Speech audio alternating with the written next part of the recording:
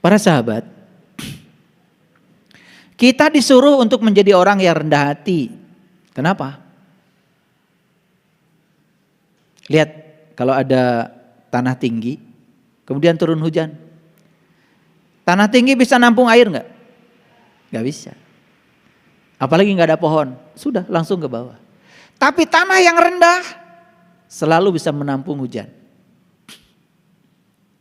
Makanya semua orang yang tinggi hati, belajar ilmu apapun tidak akan pernah berkah. Karena apa? Karena orang yang tinggi hati itu tidak pernah bisa menyimpan ilmu. Ilmu itu hanya akan bisa mengendap, tersimpan di orang-orang yang rendah hatinya. Makanya rendah hati adalah bakat yang harus dijunjung tinggi. Tapi kerendahan hati itu bukan kesadaran. Kerendahan hati itu adalah karakter. Itu bukan yang utama sebetulnya, itu penunjang. Karena orang yang berkesadaran pasti rendah hati. Oleh karena itu sekali lagi, kesadaran kunci utamanya. Nah, kerendahan hati itu kalau di mobil sering disebut peredam kejut. Tahu gak peredam kejut? Shock breaker. Saya gaya-gayaan pergi ke Cikapundung. Mau beli onderdil mobil. Saya bilang, Kang, shock breaker. Teu aya cenah. Nah, toko segede kieu, gede, teu aya. Shock breaker mobil Innova, teu aya.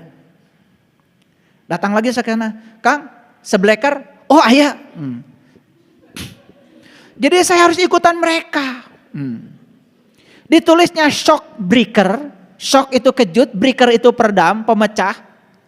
Tapi mereka kan nyebutnya sebleker. Jadi saya harus ikutan mereka.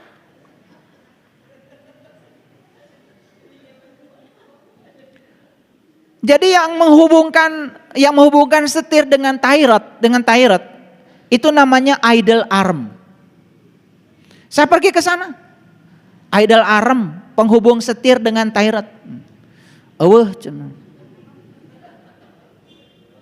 Kang, ping-ping hayam. Aya cenah. Ternyata mereka menyebutnya ping-ping hayam. Karena bentuknya idle arm tuh persis kayak paha ayam. Jadi kadang-kadang kita harus turun ke bawah ngikutin mereka biar komunikasi jalan gitu. Jadi tong gaya-gayaan lah. Nah disitulah perlu kerendahan hati ya. Karena kalau kita tinggi hati langsung ngasih ceramah. Mana eta sekolah di mana? Teu nyaho-nyahoatan shock breaker. Tinggali atuh tulisannya shock breaker, nah dibaca jadi sebleker. Percuma ceramah di sana, percuma. Yang penting kita bisa beli onderdil. Itu aja. Ini kebijaksanaan, Makanya jangan terlalu usil ya soal itu. Jadi para sahabat ya, kerendahan hati itu hanya peredam kejut. Jadi kalau kalian naik sepeda motor nggak ada shock breakernya, itu pasti aja pulang ke rumah seul, mules. Dan kita beruntung setiap mobil, setiap sepeda motor itu pakai shock breaker. Setiap ada jalan jelek diredam. Jadi kejutan-kejutan yang terjadi diredam. Nah hidup kita itu perlu kerendahan hati, itu peredam. Tapi kerendahan hati lagi-lagi tidak bisa tumbuh dengan cara biasa. Hanya ketika kita berkesadaran. Jadi tetap saja kunci utamanya adalah belajar kesadaran. Belajar kesadaran berarti meniti ke dalam diri. Tahu siapa jati diri kita yang sebenarnya, itu kuncinya. Supaya tadi di dalam diri kita lampunya nyala. Di dalam diri kita ada yang jaga. Dan yang ketiga selalu ada yang ngobrol. Kalau kita suka ngobrol dengan Allah. Aduh luar biasa ngobrol sama Allah. Saya tuh jadi udah kecanduan ngobrol sama Allah itu. Kalau lagi hening, apalagi pikiran kita sudah tidak ada lagi. Ya selesai, sudah terlampaui. Sudah jadi pengamat bagi pikiran. Di situ ngobrol baru terjadi. Karena apa? Ngobrol dengan Allah itu cuma satu syaratnya. Perlu hening cipta. Karena suaranya Allah tidak terdengar kalau pikiran kita berisik. Nah sementara hidup kita selama ini ya dikendalikan oleh pikiran, oleh ego, oleh diri palsu. Kapan kita mau mendengar suara Dia? Makanya kita tidak pernah ngobrol. Akibatnya apa? Karena dianggap tidak ada siapa-siapa di rumah ini, pencuri masuk.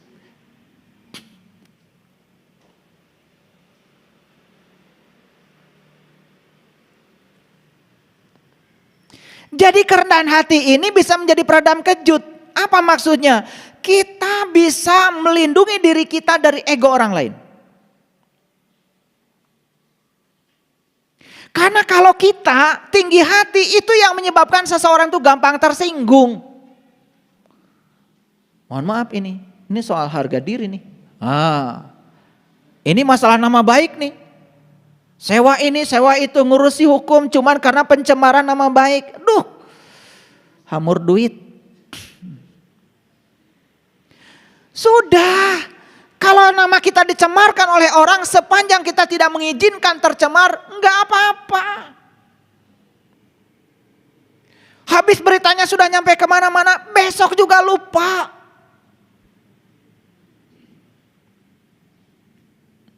Karena dendam itu gara-gara kita ingin, ya ini dendam, ini karena tinggi hati. Makanya saya bilang, kalau kita punya kerendahan hati, kita punya peredam kejut. Apapun yang mengejutkan kita, diredam.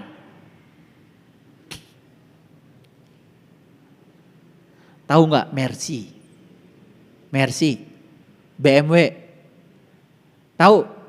Gak apa-apa nggak punya juga, yang penting tahu. Iya. Ada orang tahu semua merek mobil, punya enggak? Enggak apa-apa, itu bagus. Bagus. Semoga nanti punya mobilnya. Iya, baru tahu mereknya aja. Bisa cerita semua merek, pakai juga belum pernah. Nah ini udah kebangetan nih. Udah mulai jadi orang baik nih, bukan orang sadar. Lihat saya semua. Mercy tahu? BMW pernah naik? Belum tahu, kalian belum naik. Limosin? Saya udah pernah naik limosin. Jadi waktu saya jadi tamu kehormatan berangkat ke China bersama rombongan, di airport dijemput sama limosin. Hari itu hari pertama saya naik mobil itu. Karena haus di pesawat nggak ada minum. Saya minta sama supirnya, ini ada minum nggak? Oh ada. Masa mobil mewah, cai acan. Silakan di belakang jok. Waduh, bingung saya. Teka tingali belah mana? Nu dipencet nanaon, bingung. Akhirnya sembarang aja saya pijit. Ternyata yang dipijit itu pemanas. Supirnya, loh kenapa katanya mobil ini jadi panas? Itu yang dipijit itu pemanas, jadi seruangan itu panas.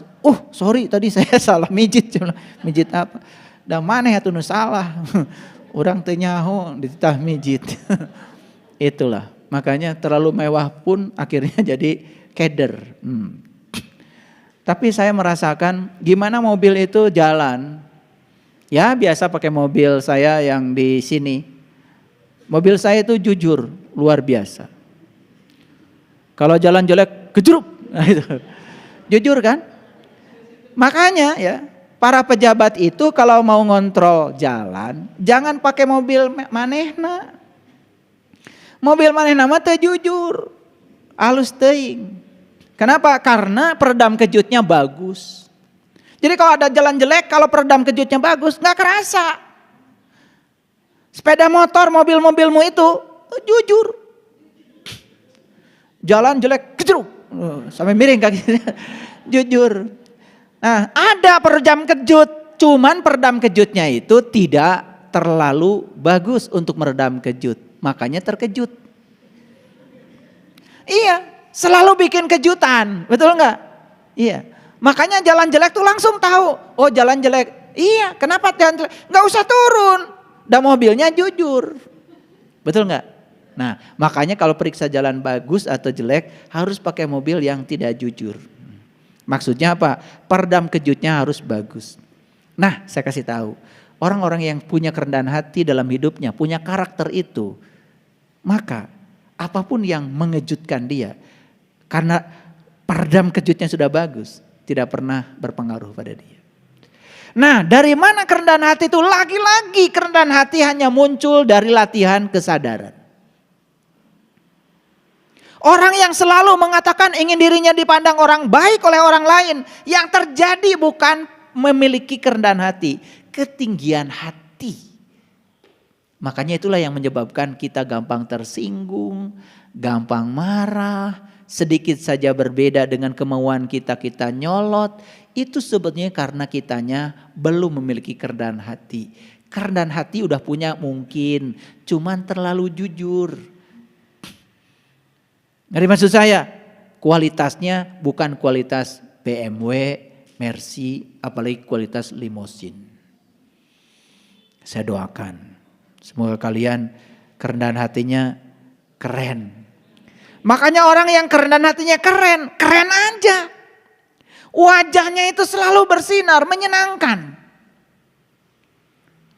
Nah, orang yang kerendahan hatinya masih labil, campur dengan ketinggian hati, wajahnya itu musim-musiman. Musim-musiman. Sumringah banget kadang-kadang cemberut banget, aduh. Gak pernah konstan. Nah, orang yang kayak gini ini masih dikendalikan oleh egonya. Artinya dirinya masih dikendalikan oleh ketidaksadaran. Ini kuliah belum selesai sebetulnya. Cuman baru permukaannya saja. Nah, jadi oleh karena itu ya, orang yang rendah hati tidak mudah terluka. Ngerti maksudnya? Karena peredam kejutnya hidup.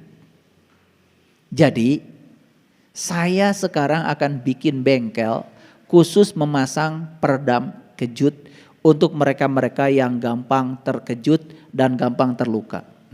Silakan nanti daftar. Bengkel kayak gini nggak ada. Bengkel mobil banyak, tapi bengkel manusia yang bisa menanamkan kerendahan hati kurang. Kebanyakan, mohon maaf, malah justru yang diberi nutrisi adalah ketinggian hati, egonya sendiri. Hati-hati loh, ketika Anda menganggap diri Anda paling suci dan menganggap orang lain kotor, ketika diri Anda menganggap paling benar dan semua orang lain salah di luar keyakinan Anda sedang memberikan nutrisi pada ego Anda. Orang yang semacam ini, kerendahan hatinya rendah, ketinggian hatinya besar, yang terjadi apa? Tidak punya peredam kejut dalam dirinya. Lihat aja wajahnya. Kayak uka-uka.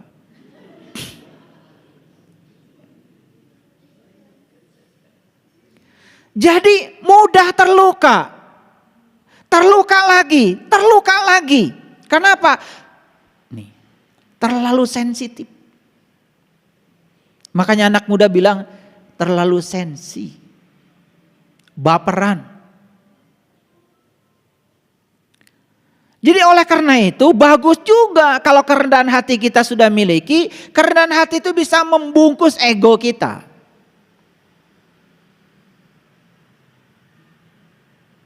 Tetapi sekali lagi, ketika kerendahan hati yang semacam itu digunakan untuk membungkus ego sesaat, maka kerendahan hati itu tidak asli lagi. Kerendahan hati yang dibutuhkan oleh kita adalah kerendahan hati yang lahir dari sebuah proses berkesadaran. Lagi-lagi kuncinya adalah yuk kita meniti ke dalam diri.